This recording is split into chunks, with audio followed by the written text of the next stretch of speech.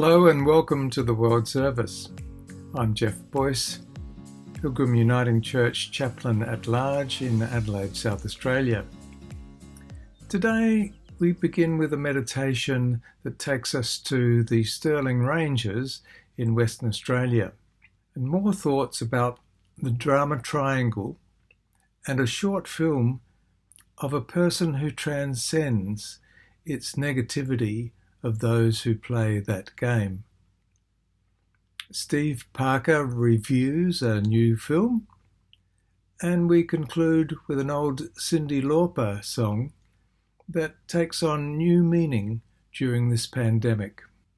As usual, we value your responses in your ideas and resources for programs that may be shared with others in the future. So settle back and relax and enjoy this half hour of gentle, thoughtful, spiritual massage of what has been inspiring to me over the last few weeks, which I hope will be inspiring to you. We begin, as usual, by turning our thoughts to indigenous peoples.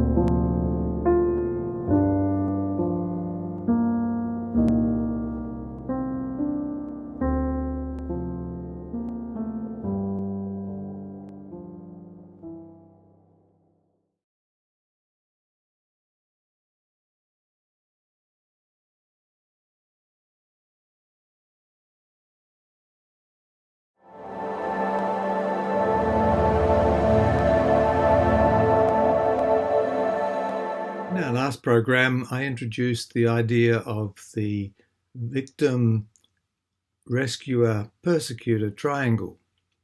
And we talked about how a victim who feels helpless and calls out for help, taps into the rescuer's role of always wanting to help other people, and the rescuer comes to the rescue and helps the victim.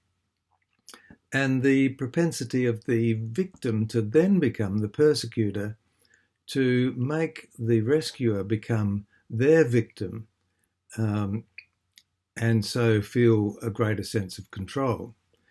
Today, I want to introduce this line through the middle, which is a kind of like a power line, and what is below the line, the victim, is in a powerless situation from their perception. And those above the line, the rescuer, who loves to help and feels good about helping, and the persecutor, who loves to persecute and feels good about persecuting, they feel, above the line, feel empowered. Our psychologist last time suggested that for the victim to not play this game, or the rescuer, or the persecutor, they had to take on different roles. And the only way out of this game is to stop playing it. And more than that, not just to stop playing it, but to undertake or take on different roles. So if the victim becomes a creator, they empower themselves to move out of this victimhood mentality. Similarly, if the persecutor, instead of victimizing other people, making other people into victims, becomes instead a challenger, it still leaves room open for the other person to respond and not be a victim. And finally, if the rescuer, instead of giving answers and having all the answers, becomes a coach to empower the challenger and the creator, then you have again broken this cycle of disempowerment and people feeling bad through the whole situation. During the week, I received a video of an art teacher. Being, I suppose, naturally an artistic person, she has empowered herself through her creativity and has become an art teacher who empowers others. You'll notice in the film, as an art teacher, that she has embraced the idea of the coach. So the students are not given answers like a helper would, a rescuer would, or maybe many teachers, but she becomes a coach of the children's own artistic and creative flair, so dragging them out of the victimhood of those from social disadvantage or poverty to be creative within everything they do and to be empowered out of that mentality.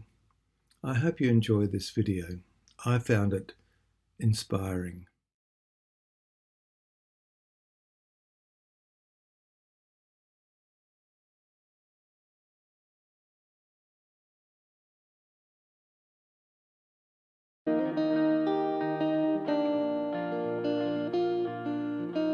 Just really want to make sure that people see that you can do things differently.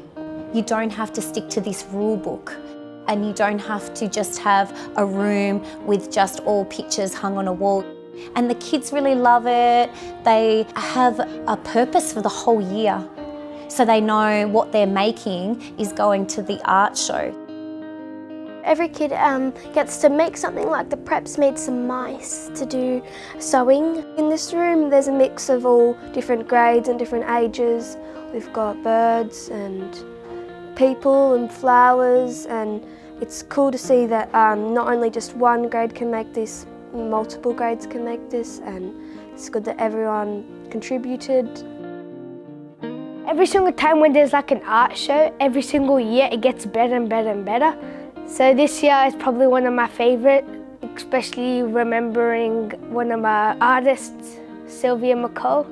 Yeah, she was a big involvement in the school and we miss her very much. We made the art show a story about Sylvia, who lived, breathed and dreamed art.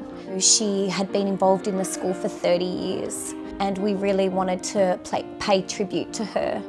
And we felt that maybe you could fall asleep on a train and then you went into different art pieces. So we went into a painting called Dances with Blue by Edgar Degas. We went into Starry Night by Vincent van Gogh. We went into American Gothic by Grant Wood, and we went into another picture called Red, Yellow and Blue by Pierre Mondrian. We had mimes in this room, which was moving boxes around to look like the painting was moving and stuff, so that was really cool and I loved the idea. As you go through the art show, it's kind of like a dream, and you wake up, you're back to reality. Welcome to Footscray West Primary School's Amazing Race 2017. Congratulations, you are about to embark on a most magical competition. In your teams, which are bound by love, friendship or family, you will now race around Australia. The winner will be rewarded with $1 million as well as their names etched in history. Good luck, amazing Footscray West races! My questions to the Prime Minister. Sylvia said to me once we had to do a display at High Point representing Footscray West. And I said to Sylvia, I haven't got any 2D pieces. And she said, Susie, we're sticking up 3D pieces. So I work in a bit of a different way to maybe other art teachers. There's a lot of freedom and kids take a lot of risks. You give them a task, you give them some guidelines, but really you've got to let them experiment and then they come up with the best ideas and the best concepts. Hot dogs, get your hot dogs, $1.20. All of our pieces, our three-dimensional pieces, are just found objects. We spend very little money. I do buy expensive paints because the kids know when I buy the cheap brand, they complain about it. But everything else we try to do in a very small budget. That makes us more creative. I actually love that. Like, okay, we don't have enough money to go to Spotlight and buy these eyes. How are we going to do some really great eyes? I'm just amazed at how things all come together. You know, you have this concept and we sketch it out and we talk about it and it's like STEM, just getting the ballerina's arms to stay up. We had to think of all different strategies and we had to bind the arms with like fabric, with wire inside. Or Mr. Miller's shirt was pink in the art show. We had an old white shirt and some kids got some pink paint and then hung it out to dry in the playground. I wish there was like little side notes to the art show so you knew what the process was, because there's all these layers underneath these projects that people don't know about. I'm just amazed with how much effort and love and care they put into every single piece. Nothing is rushed. Everyone wants to do their best, you know, every single week. I'm pretty lucky to work with such great customers.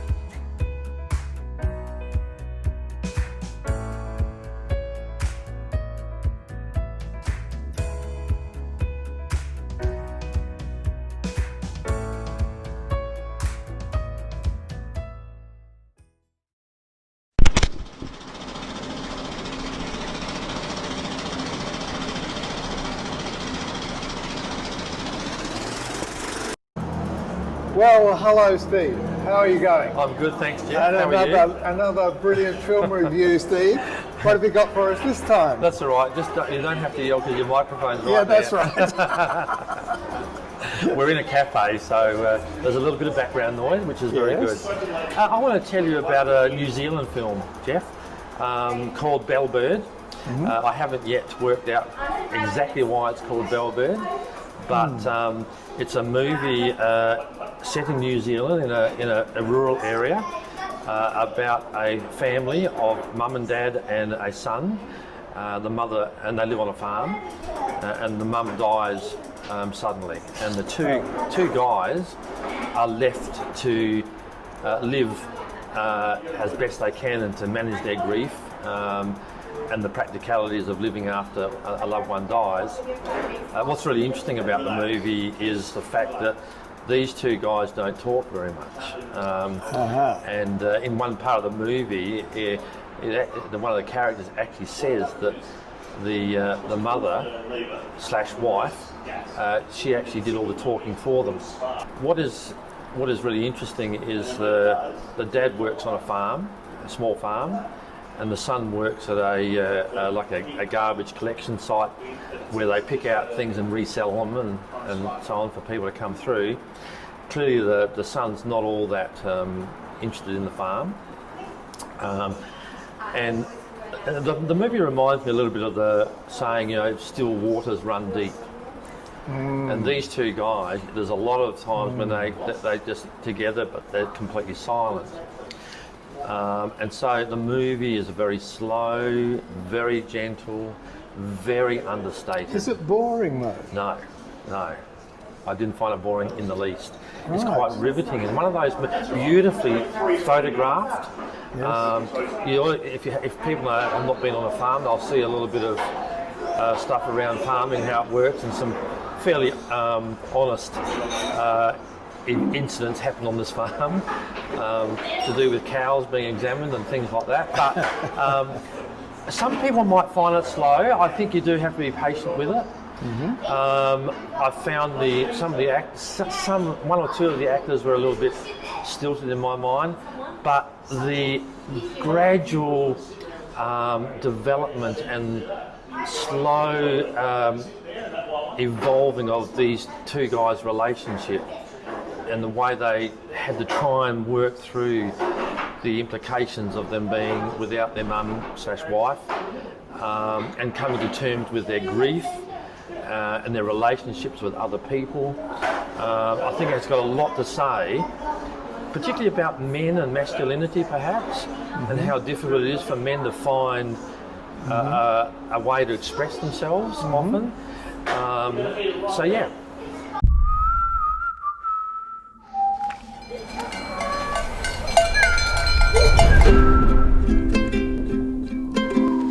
That last drought, I moved all the cows up into the top paddock, away from the house. I couldn't stand him crying out for a feed when I had nothing to give them. Your mum knew what I was up to, she didn't say anything. There he is, the host with the most. 4. 8. This must have been difficult. She liked giving me stick.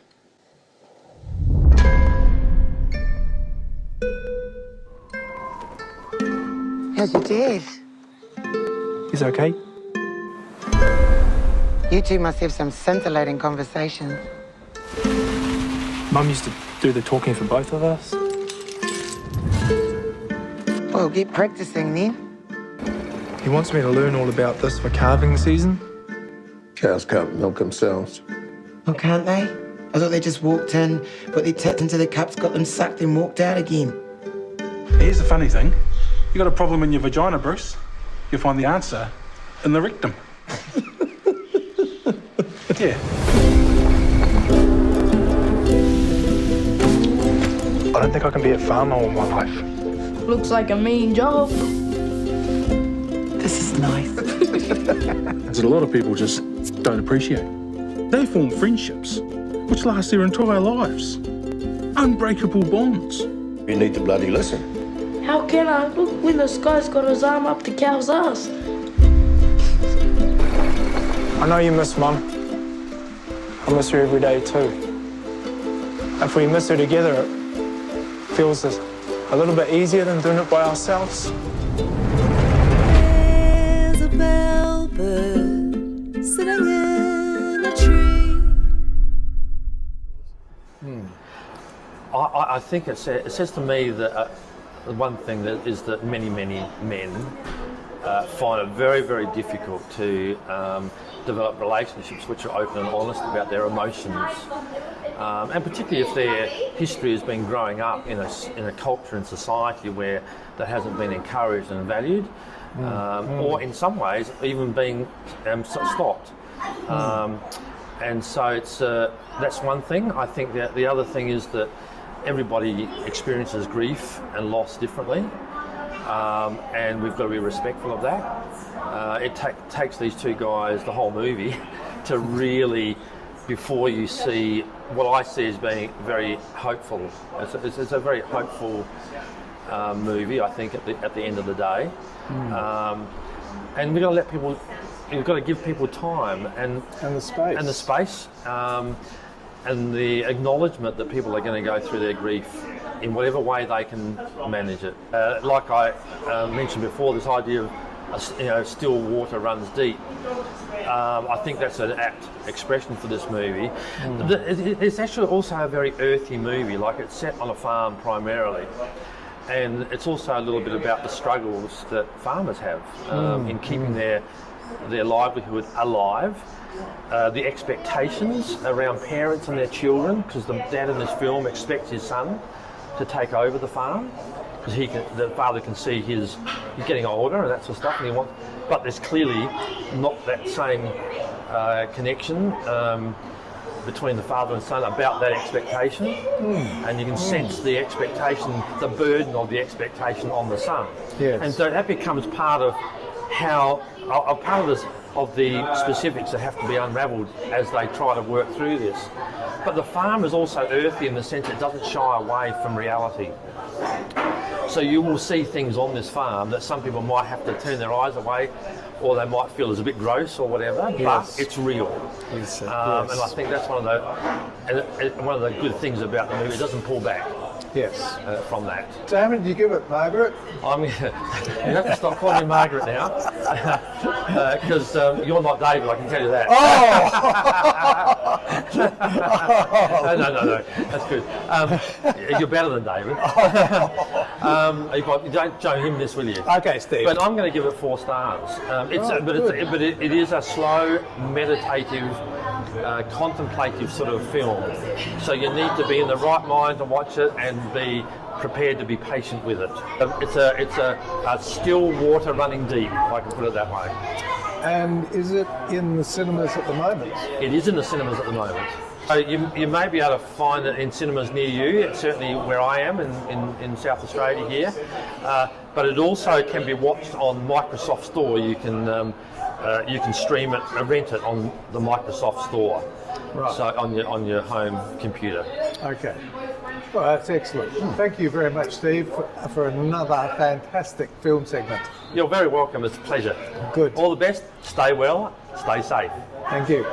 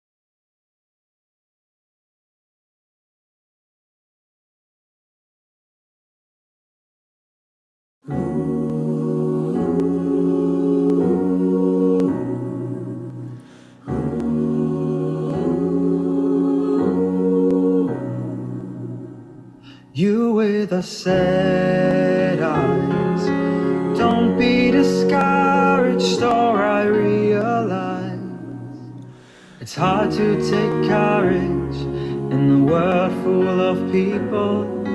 You can lose sight of it all. The darkness inside you can make you feel so small. I see your true colors shining through. I see your true colors, and that's why I love you. So don't be afraid, show your true colors. True colors are beautiful, oh, like a rainbow.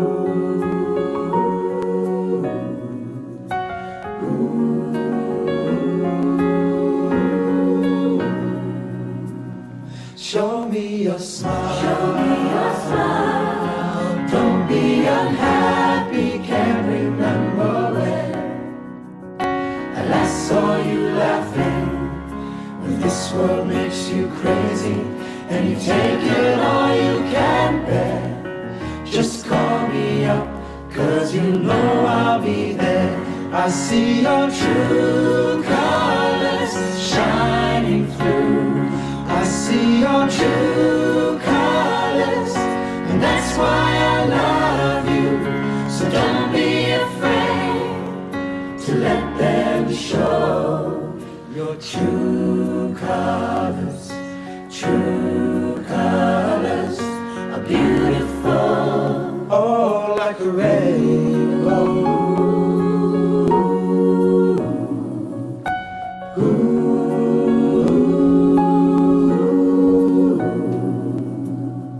I see your true colors shining through. I see your true colors, and that's why I love you. So don't be afraid to let them show your true colors. True colors are beautiful. I see your true colors shining through. I see your true colors, and that's why I love you. So don't be afraid to let them show your true colors. True colors are beautiful, so beautiful, like a rainbow.